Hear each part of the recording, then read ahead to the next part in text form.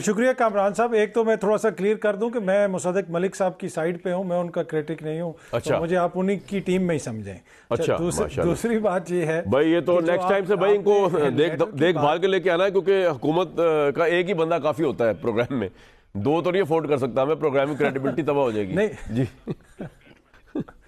ठीक है।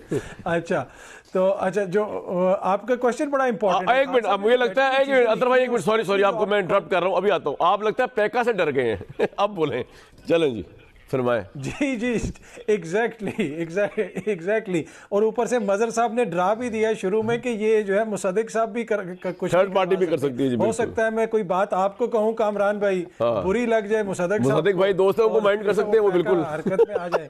सही बात है, सही।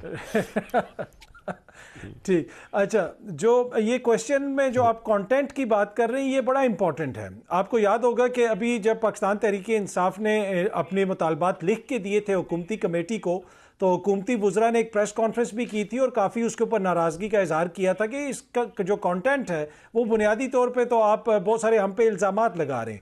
अब ये जो खान साहब का लेटर है, एक तरफ जहाँ पे आप इसको ऐसा देख सकते हैं कि जनाब वो एक पॉजिटिव एंगेजमेंट है, अपने कोई गिले शिकवे उन्होंने लिखे, लेकिन एट द सेम टाइम जो वो कंटेंट के अंदर कहा गया है कि आप उनके साथ मिल गए जो NRO ज़दा हैं, जिनको ज़बरदस्ती इलेक्शन जितवाया गया, तो ये काफ़ी ज़्यादा इल्ज़ामात भी हैं। तो ये नहीं है कि कोई ऐसा एक न्यूट्रल सा या कोई होम्योपैथिक सा लेटर है, तो ये लेटर हर कोई अपनी अपनी तरीके से इसकी इंटरप्रिटेशन करेगा और अपने अपने तरीके से इसको समझेगा। क्या कोई शिफ्ट आई है? मुझे ये लगता है कि कुछ चीज़ें थोड़ी बहुत तब्दील लग रही हैं मुझे।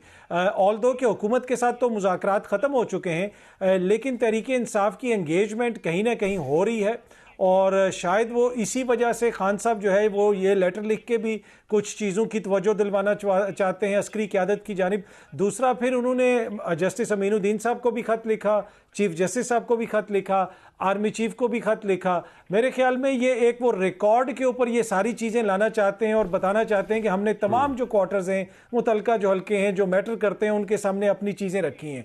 अब इंतज़ार है कि किस दिन वो शहबाज शरीफ साहब को ख़त लिखते हैं और उसमें अपने गिले शिकवे करते हैं। तो मुझे ये लगता है कि मेन चीज़ जो इस लेटर के अंदर कॉन्टेंट है वो बहुत ज़्यादा इंपॉर्टेंट है।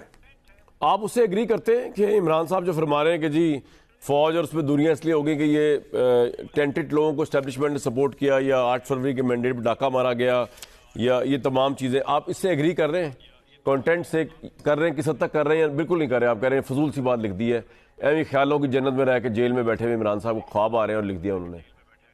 अतर साहब नहीं, देखें, वो तो कुछ ग्राउंड रियलिटीज़ है ना कामरान साहब, वो सामने नज़र आ रहा है। माजी के अंदर इमरान खान साहब का अगर एक 1 पेज था, तो इस वक्त तो एक 1 लाइन है, तो वो भी सबके सामने है। 8 फरवरी के बाद जो कुछ हुआ, जिस तरीके से चीज़ों को मैनेज किया गया, अब जिस तरीके से इस्लामाबाद हाई कोर्ट के अंदर जज साहिबान को लाया गया, तो सामने नज़र आ रहा है कि हुकूमत और इस्टेब्लिशमेंट एक पेज पे है, खान साहब दूसरी साइड पे हैं। लाहौर हाई कोर्ट के अंदर 26 असामियाँ खाली हैं, सिंध हाई कोर्ट के अंदर 12 असामियाँ खाली हैं, लेकिन जज लाए जा रहे हैं इस्लामाबाद हाई कोर्ट में, जहाँ पे इमरान खान के केस आने हैं। और जो नए जज साहिबान आते हैं, माशाल्लाह पहले केस ही उनके इमरान खान साहब के उनके सामने लगते हैं कि इद्दत वाला, दूसरा तोशाखाना की अपील। तो इसमें तो कोई दो राय नहीं है कि इस वक्त जो हुकूमत बैठी हुई है, यकीनन उनको इस्टेब्लिशमेंट की सपोर्ट हासिल है। हो सकता है कि कुछ चीज़ों से जो है मैं और आप डिसएग्री कर सकते हैं इमरान खान साहब की, लेकिन जो मिडल ग्राउंड है वो तो यही है जो इस किस्म की बात खान साहब ने की है। राइट।